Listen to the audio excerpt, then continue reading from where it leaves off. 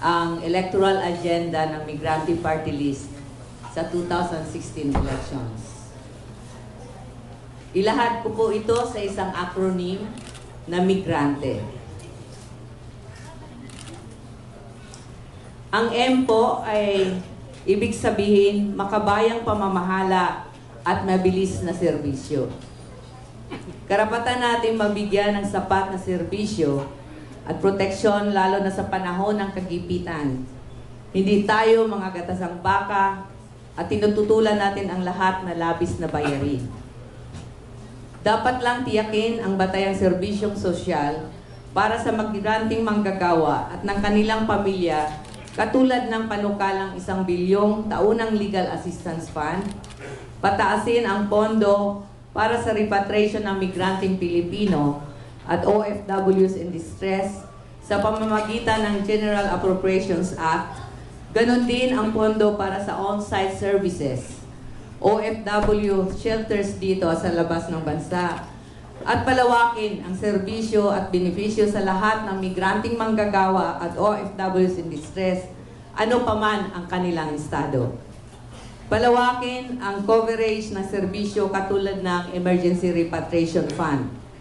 Pag-institusyonalisa ng financial relief assistance sa migranteng Pilipino at OFWs na biktima ng giyera, krisis, kalamidad dito sa labas, dito at labasan ng bansa, at sa mga OFWs in distress at ng kanilang pamilya.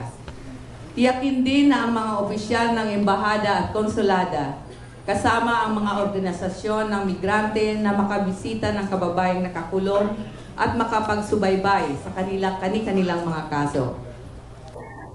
Pagtatayo ng mga embahada, konsulada at misyon sa mga bansang wala pa, dagdag na posts sa mga bansang may malaking konsentrasyon ng migrante at OFWs gaya ng Saudi Arabia, at ibalik ang 10 sinarang mga embahada at konsulada.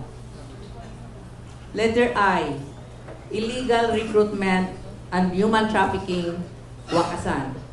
Itigil ang lahat ng forma ng illegal recruitment at human trafficking sa pamamagitan ng pagtatayo ng independent body upang usigin at imbestigahan ang mga trafficking syndicates at mga tiwaling recruitment agencies at itulak ang mabilis na prosecution at imposition ng mas mabigat na kaparusahan.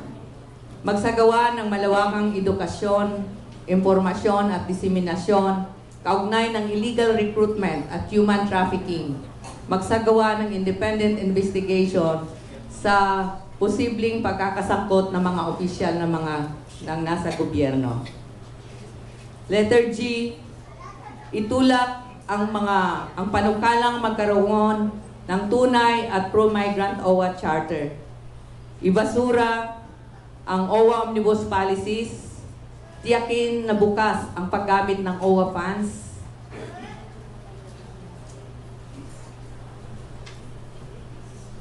at letter R, bigyang proteksyon ang mga OFWs, lalo na ang mga migranteng kababaihan at minor de edad sa pamamagitan ng mekanismo para sa proteksyon at may sapat na pondo katulad ng intervention, legal na representasyon, litigation costs, at magtayo ng dagdag na safe shelters na may in-house social worker, doctor, psychiatrists bilang suportang serbisyo sa mga biktima ng rape, abusong sexual at pagmamaltrato, pagbibigay ng gender-sensitive trainings sa mga opisyalis ng embahada, konsulada at misyon. Bigyang proteksyon din ang mga kasambahay dito at sa labas ng bansa na nakasaad sa International Labor Organization's Domestic Workers Convention. Mga marino at mandaragat, sa pamamagitan ng pagtatayo ng mga programa on-site sa mga embahada, konsulada at misyon, magsagawa ng mga dialogo para sa mekanismo at tiyakin ang kanilang proteksyon.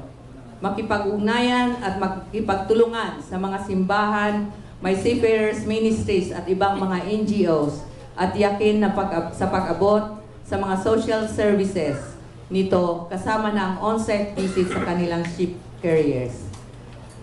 At ang susunod ay ibasura ang lahat ng anti-migranting batas at palisiya, magpanukala ng isang tunay at komprehensibong Magna Carta for migrant workers and their families. Letter A. Abusadong opisyal tatanggalin. Pinapanagot ang tiwaling opisyal ng embahada, konsulada at gobyerno. Sa pamamagitan ng pag-imbestiga ng mga alleged misuse of and diversion ng pondo sa OWA, maanumalyang investments na ginamit sa eleksyon at korupsyon, parusahan ang mga abusadong opisyal ng DFA, DOLE, POEA at OWA, imbestigahan at parusahan ang mga tiwaling opisyal ng biktima directly or indirectly sa mga distressed migrant workers kagaya ng Sex for Flight, at ang pagtatayo ng People's Monitoring System sa nakondukta ng mga opisyal ng gobyerno. At ang letter N, ibasura ang lahat no quotum policy na ang ibig sabihin, ibasura ang lahat ng state exactions at labis na singilin katulad ng e-passport fee, Medicare, training fees. Ang Medicare po from 900 to 2,400 po itinaas. Mga training fees, yung ni-raise kanina ng Hong Kong na Overseas Employment Certificate, Affidavit of Support, SSS, Pag-ibig, at yung pagpaningil nila ng 550 terminal fee, buwis sa mga balikbayan boxes. And letter T, tapat na representante ng migrante sa Kongreso. Itulak ang na magkaroon ng kinatawan sa Kongreso at sa mga other decision-making bodies. Pinapalawak ang suporta para maisulong ang migrants agenda sa loob at labas ng Kongreso. Mahigpit na makipag-ugnayan sa iba't ibang sektor at ng mga mambabatas para dalhin ang migrants agenda sa Kongreso. Mahigpit na makipag-ugnayan sa mga mambabatas ng sending and receiving countries at representasyon para itulak ang maunlad na mekanismo on-site.